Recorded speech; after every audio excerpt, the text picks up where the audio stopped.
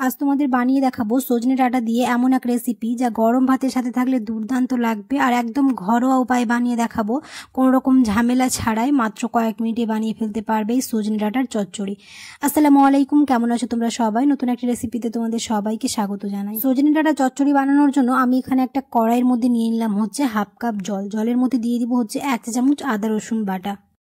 খুবই সহজ পদ্ধতিতে বানিয়ে দেখাবো। এবার দিয়ে দিব হচ্ছে সব গুঁড়ো মশলা, যেমন দিয়ে দিব হচ্ছে স্বাদ অনুযায়ী নুন, হাফ চা চামচ লঙ্কা গুঁড়ো, হাফ চা চামচ হলুদ গুঁড়ো, হাফ চা চামচ ধনে গুঁড়ো, হাফ চা চামচ ভাজা জিরে গুঁড়ো।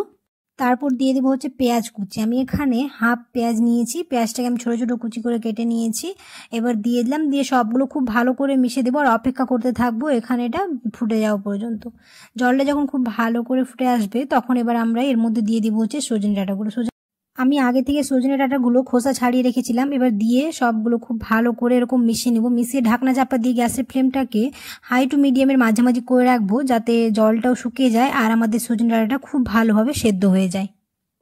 এখানে খুব ভালোভাবে এটা ফুটে এসে দেখতে পাচ্ছ। আবারও আমি একটুখানি হালকা হাতে এরকম নাড়িয়ে চাড়িয়ে দেবো, আর খুব বেশি জোরে এটা নাড়াতে হবে না, না হলে ভেঙে যাবে সজনে ডাঁটাগুলো। তার জন্য হালকা হাতে এরকম করে নাড়িয়ে চাড়িয়ে আমি ততক্ষণ অপেক্ষা করতে থাকবো যতক্ষণ না এটা সেদ্ধ হয়ে যায় আর জলটা পুরোপুরি শুকিয়ে আসে। আর এখানে দেখতেই পাচ্ছ আমাদের জলটা খুব ভালো করে শুকিয়ে গেছে আর সজনে ডাঁটাগুলো সেদ্ধ হয়েছে। আমি একটা থালায় এরকম করে ঢেলে রেখে দিব। অপরদিকে আমি কড়াই বসিয়ে দিয়েছি। কড়াইয়ের মধ্যে দিয়ে দিলাম হচ্ছে সরষের তেল। তেল গরম হয়ে আসলে ওর মধ্যে দিয়ে দিব হচ্ছে 2টো শুকনো লঙ্কা চিড়ে দিয়ে দিলাম, আর দিয়ে দিব হচ্ছে 1 চামচ 5 ফোড়ন। খুব ভালো করে 1 মিনিট এটাকে ভেজে নেব যাতে খুব সুন্দর একটা ঘ্রাণ বেরিয়ে আসে।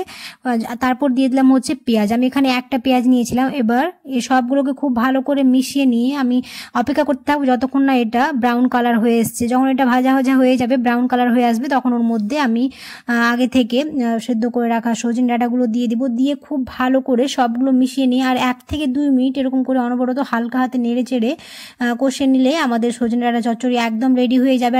আর দেখতে পেলে এই সজনে ডাঁটা চচ্চড়ি বানানো কতটা সহজ। যারা কোনোদিনও সজনে ডাঁটা খায় না তারাও এটা খুবই পছন্দ করবে। এবার নামানোর আগে দিয়ে দিলাম হচ্ছে হাফ চা চামচ ভাজা জিরে গোলমরিচ গুঁড়ো, দিয়ে খুব ভালো করে মিশিয়ে নেব, নামিয়ে নেব। আশা করছি আমার আজকের রেসিপি বুঝতে তোমাদের কোনো অসুবিধা হয়নি। আর আজকের রেসিপি তোমাদের ভালো লেগেছে। যদি ভালো লেগে থাকে তাহলে অবশ্যই একটা লাইক করে দিও আর কমেন্টে জানাতে ভুলো না কেমন হয়েছে। ফ্রেন্ডস আর ফ্যামিলির সাথে বেশি বেশি করে ভিডিওটা শেয়ার করে দিও যাতে আমার ভিডিও বানাতে খুব ভালো লাগে। আর অবশ্যই চ্যানেলটাকে সাবস্ক্রাইব করে পাশে থাকা বেল আইকনটাকে প্রেস করতে একদমই ভুলো না সময় মতো নোটিফিকেশন পাওয়ার জন্য।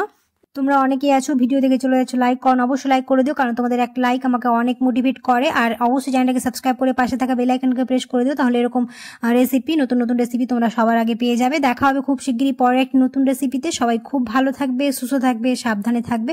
আল্লাহ হাফেজ। আর কমেন্টে জানাতে ভুলবে না কেমন হয়েছে।